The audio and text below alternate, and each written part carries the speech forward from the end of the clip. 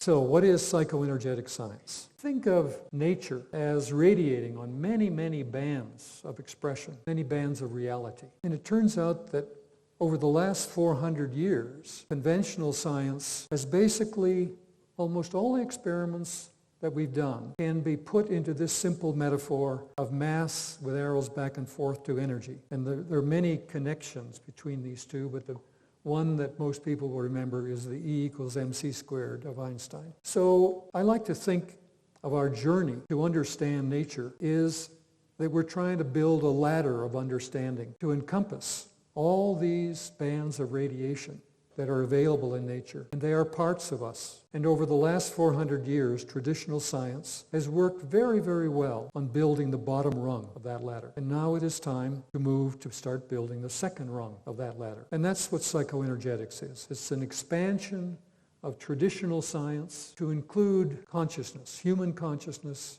and other forms of consciousness into this metaphorical equation. So mass with arrows back and forth to energy, with arrows back and forth to consciousness.